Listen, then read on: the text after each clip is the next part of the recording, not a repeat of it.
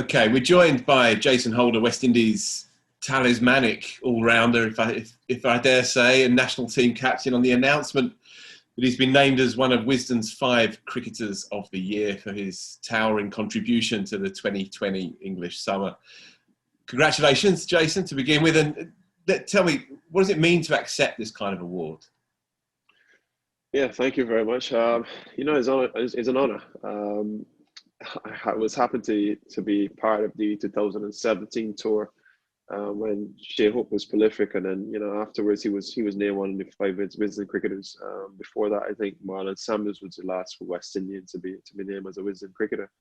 And yeah, it's something that I thought about. I probably didn't give as much thought into it as I probably would maybe for an ICC official accolade, but yeah, it's a great honor. The list of players who've been part of this prestigious club is endless. Sorry, and there's some pretty big names on it. So to be a part of it, means a lot to me personally.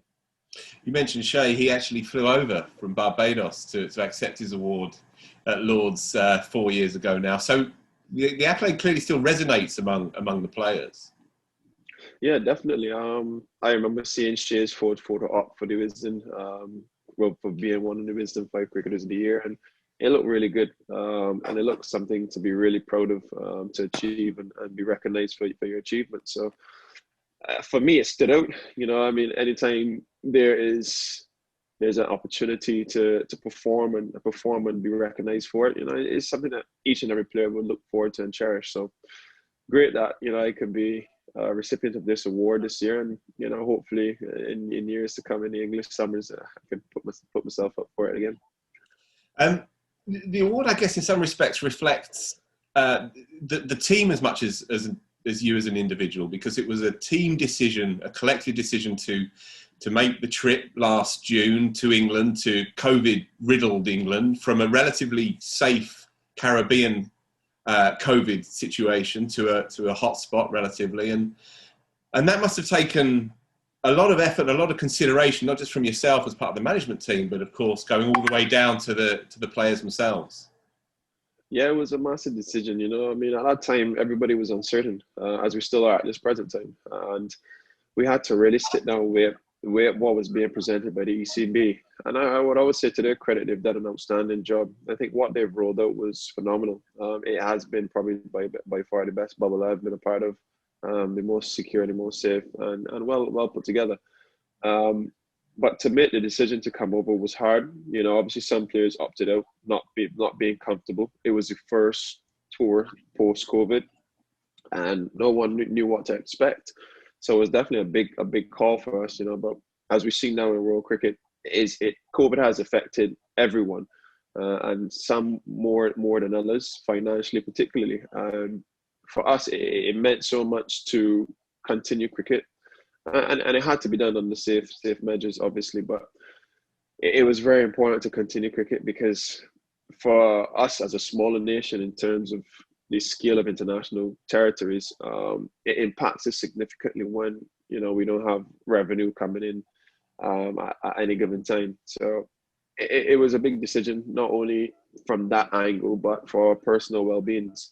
And we came together, we decided what we wanted to do, and the decision was taken to get on the flight and go to England. I remember you saying at the time that you and the boys wanted to get back into the workforce, but there was also a responsibility to the game at large, right? Yeah, definitely. Look, I guess now we can look at it in hindsight. We can say it was a very important decision. At that time, maybe we hadn't understand the full magnitude of how impactful a decision like that was. But now that we're seeing how it's definitely affected the job force and the workforce in the world, it seems as if it was a massive call. There's been so many loss of jobs, as there are loss of lives, and to weigh up, your livelihood and a way of making a wage, in comparison to your life, is a big call. But for us, we've got to get on with life and make decisions. Some of them will impact us a little bit more severely than others, but in hindsight, we can only tell how great or how poor a decision it may be. But yeah, looking back on it, yeah, to me it was a pivotal moment for world cricket. You know, now seeing something like Australia pulling out of going to South Africa is bad, and it's bad in so many different ways. You know, but at the end of the day, the Australians have got their well-being to look out for as well. But you know, I think it's so imperative that we try to get cricket continuing and flowing, because it would affect some of the smaller countries, and like South Africa, they're pretty much in the same boat as us, and they need that TV revenue. You join us from Antigua, I believe. You're in yet another bubble as we talk, preparing for the domestic one-day tournament in the West Indies. You said that the English bubble was maybe one of the more manageable bubbles that you've had to endure over the last 12 months or so. But from a captain perspective, it must be challenging as well, because you need to be close to your teammates. You need to be empathetic to the stresses and strains of your team, even in the best of times. How challenging was it for you as a leader in this secure unit, if you like, this isolation unit, to carry out your job, your role? Well, to be honest, in England, it was the easiest, because England, we were literally in a hotel by ourselves. You know, there was nobody else in the hotel. So we weren't restricted to being in our rooms like we were in other bubbles. You know, we didn't have an isolation period where we had to stay in our rooms in England. You know, we could just move around the hotel freely. The first few days, we had to stay out of direct contact with their staff. But apart from that, we had all liberty to move around the hotel. So that made it easy in a sense then. Particularly in a few other bubbles that I've been a part of, I've had like 7-day isolations in a room, 14-day isolations in a room, which is really, really tough, man. Every day it just felt like if the room became smaller and smaller. But again, when you look back on the bubble that was laid out in England, it was to me way better than most others, because we had basically our own space. It was tough knowing that you just couldn't leave, as is any other bubble. And then for me and a lot of other players, I remember they remarked, you're waking up, you're hearing the sound of the hover cover at Manchester, and it's basically from the ground to your room, and you can see the ground from your room. So you never quite got away from cricket per se, which is hard. I know some guys couldn't even open up their blinds because they just didn't want to see the field, even although cricket wasn't being played. But it was that mentally draining on a lot of players. And I guess at the very end of the tour, you know, it caught up with us. But, you know, again, we're still grateful that we had the opportunity to play. And I thought it was a really, really good series, highly contested. And, you know, we won the first test and they battled back to win the series. But I don't think it was by stretch. We were outplayed. You know, it was a keenly contested series. And it was good to see two teams competing tough at the restart of cricket. So looking at that Southampton Test match, it was a powerful occasion, really. Firstly, that it was symbolically resonant that it was taking place at all, but of course it was also driven by a new kind of energy on the back of the BLM, Black Lives Matter movement, that cricket was trying to wrestle with and engage with in a way that perhaps it hasn't historically. Were you aware that something extraordinary was taking place? Were you aware that Mikey Holding and Ebony were planning to speak on issues of race in cricket? And were you conscious of that while simultaneously trying to actually play a game of cricket in the midst of that game? Honestly, I didn't know anything about it. You know, like everybody else, we sat up in the dressing room and we saw it on TV. And it was touching. It was touching to see two individuals, regardless of what race they are, speak freely and openly and honestly.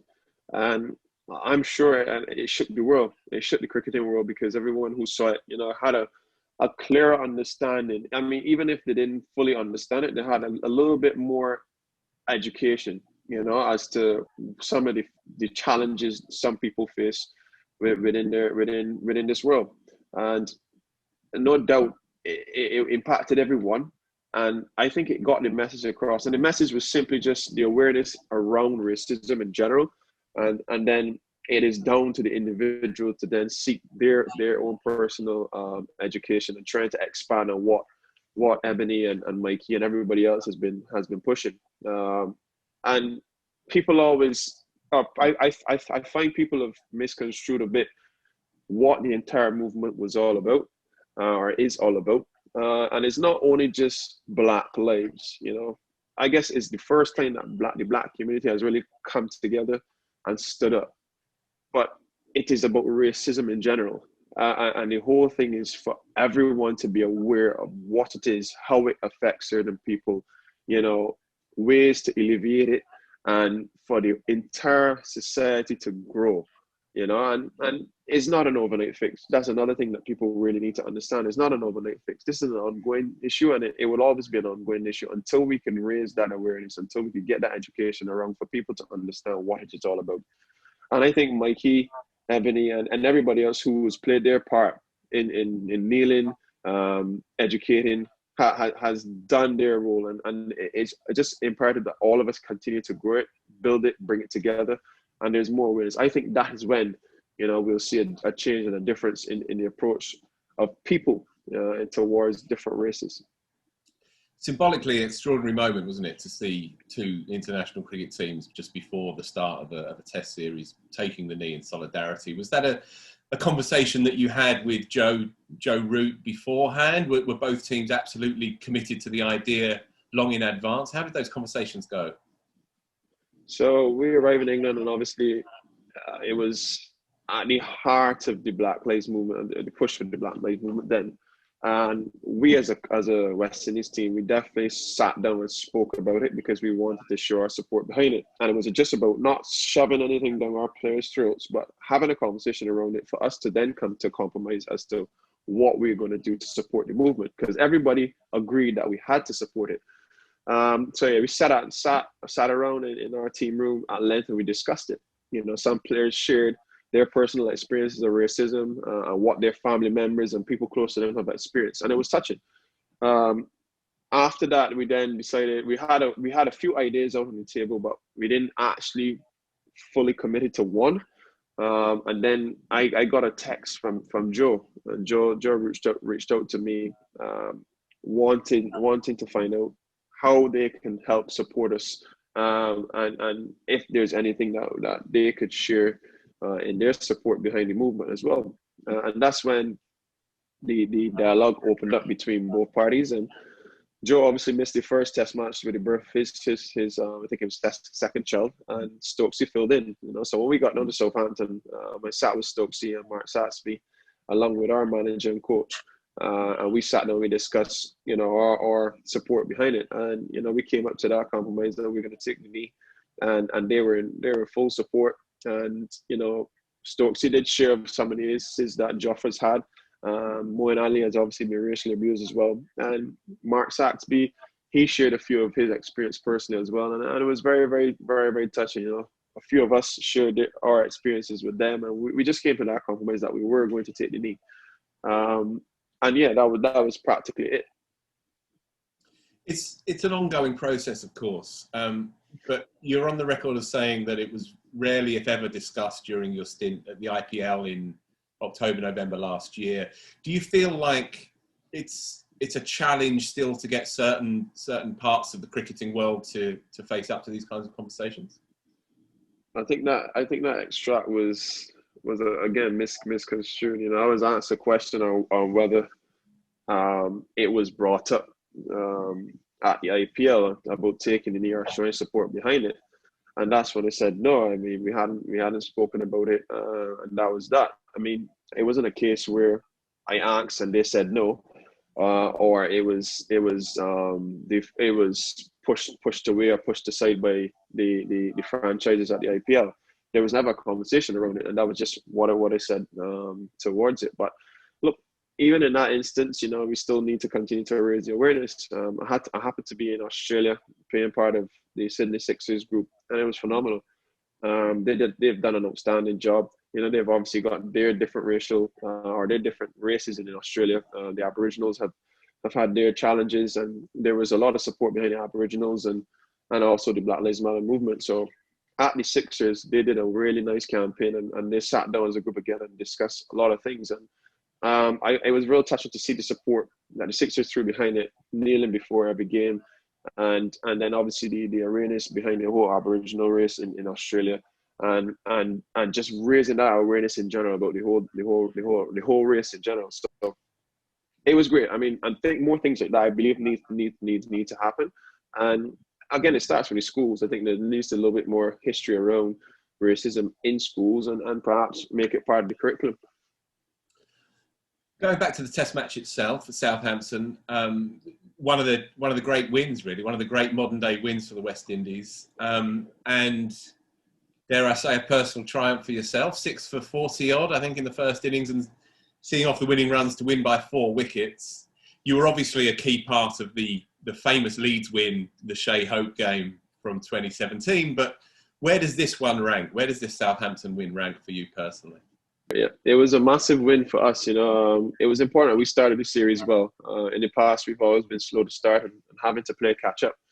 But knowing that they were missing Joe for the first Test match, who was obviously one of their most prolific batsmen, we felt it was an opportunity to hit them hard. A lot was being heavily reliant on Stokesy to carry their batting and carry the batting mantle. And then they had some relatively inexperienced guys at the top of the order. Burnsy was now trying to get back in, as well as Dom Sibley trying to make his name. Joe Denley was under a bit of pressure as well too. So, you know, we knew that we had a few loopholes to attack. And yeah, our credit to our bowlers, we got the ball in the right area, we put them under pressure, we got early wickets, and you know, we were able to keep the momentum with us throughout the entire game. I thought we bowled beautifully. We bowled beautifully in the game. Shannon was outstanding in the entire game. I obviously had a massive impact, and it's good to see the guys really knuckle down and chase down. I think it was 280 odd. I can't remember the exact score. But it was good to see us chasing down and win that first Test match. So yeah, it was off to a really, really good start, and it was right up there, one of the best wins. I love playing against England. I've always said it. England's our biggest series, whether it be in the Caribbean or in England. But hearing the Barmy Army roar, it just sends goosebumps up your spine, and you know, is one of my best series and most enjoyable series in fact. Just as an aside, you mentioned Shannon, one of the most watchable fast bowlers out there with a seriously good Test match record, but he often kind of gives the impression that he'd rather be anywhere else than playing cricket, you know. And yet he obviously bowls his heart out for you week after week in Test cricket.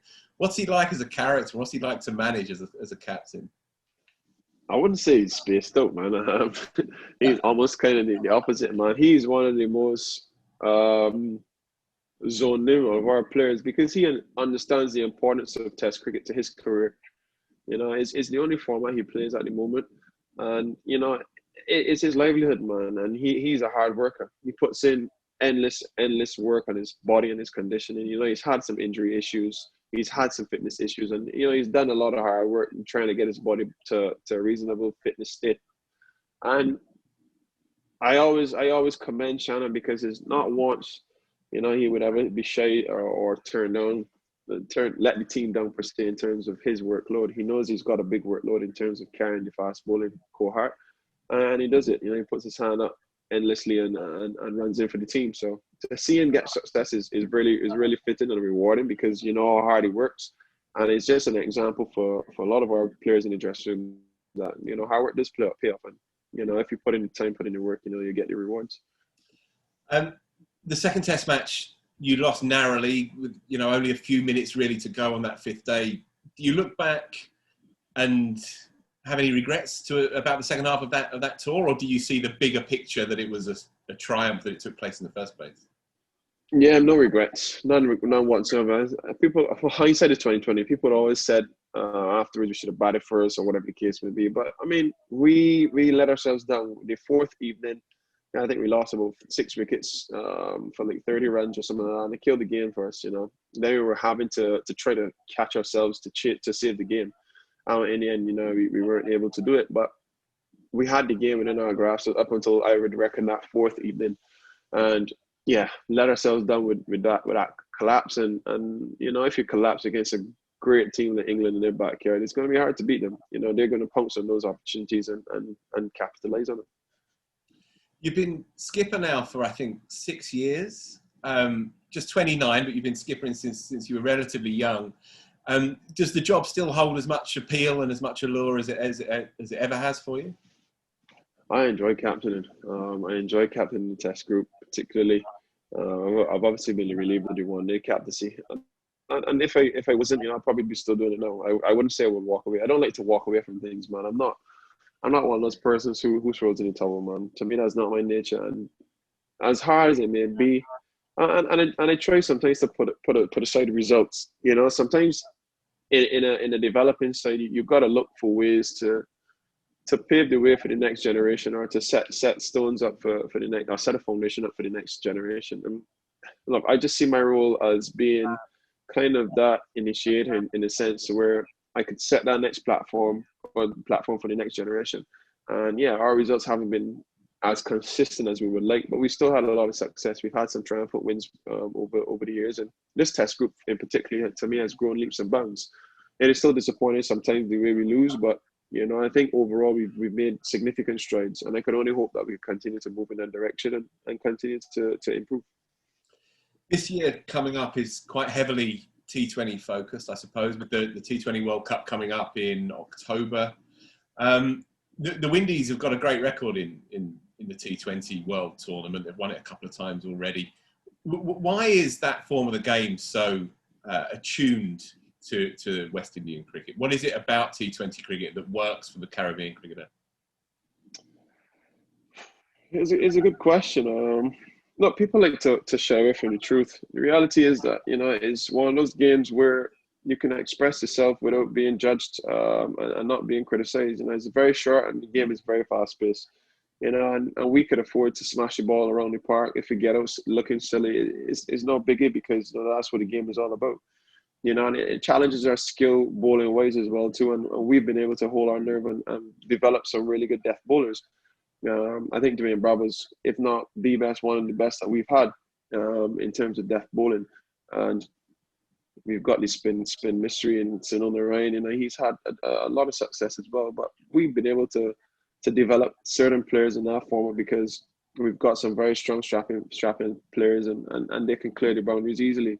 You see people like Nicholas Puran who do it day in, day out with that much ease. You got a guy like Andrew Russell, who's a match winner for any franchise or any team he's been a part of. Kieran Pollard similarly, you know, and it's good to see that we can be dominant in that regard. I guess the disappointment is a lot of the times we haven't been able to transcend that into the longer formats where we then have to be a little bit better tactically. We've got to exhibit a little bit more patience and be a bit smarter. Nicholas Pooran, you mentioned him just there, a stunning cricketer, stunning batsman to watch, who's kind of making his name on the biggest stages of 20-over cricket. When we interviewed Michael Holding for Wisden a few months ago, he said that he sees a test player in there as well. As the national team captain, how do you get a player of that kind of talent into your test team when the number of games available to him are so few in first-class cricket? It's a tricky one, isn't it, to square? Well, you got to sit down, beg him first. No, but he's one of those guys. He's actually willing to play test cricket. You know, he came out to us. He reached out to me actually, particularly, and you know, we started to devise the plan, trying to get him transitioned into test cricket. You know, he was part of the West Indies A team that stayed back in New Zealand short a while ago and played. And it was good to see him to make that commitment. I think he'll try to make himself available for a couple first-class games this year and try to stake his claim to play test cricket. But again, you've got a guy like Pooran who's been around the world, made tons of money so far in such a short time. And then he is always a gamble, not gamble, but it's always a dilemma for him and other guys in likewise situations to decide which direction they want to go. And that's another conversation to be had, I guess. But you know, hopefully we can have some common ground where they commit to West Indies cricket and then still have the opportunity to go abroad and play. That would indeed be the best of all worlds. And looking at your own personal story, Jason, I interviewed you a couple of years ago in a London hotel, and you said, on a personal level, your plan, your dream, your ambition was to become the world's #1 test ranked all-rounder. Well, you've done that. You've done that quite emphatically as well. And now you and Stokes are head-to-head, as you have been for 10 years and more since under-19s cricket. Dare I ask, what's next for you then? What's left to achieve for you personally? No, still, the sky's the limit, man. I think I've gotten to the point now where I kind of actually look at stats, you know, so I just want to keep improving my stats personally. But to me, it's more about stats, our personal accolades, man. West Indies cricket has to get back on track, man. And for me, I would love to, in my time of playing, see West Indies cricket rise and rise, not only rise for a short period, but you could see a structure in place and you could see consistency in terms of developing young players and having a firm structure and team for a number of years to come. So I guess that's my ultimate goal. And I won't stop playing until they can see some kind of improvement and direction towards having that or achieving that goal. All right, well, we're all behind you, Jason. It's a laudable claim. It's a great place to finish. Congratulations, recognised as one of Wisden's latest cricketers of the year. Go well for the rest of the year. Thanks a lot, Phil, and appreciate it.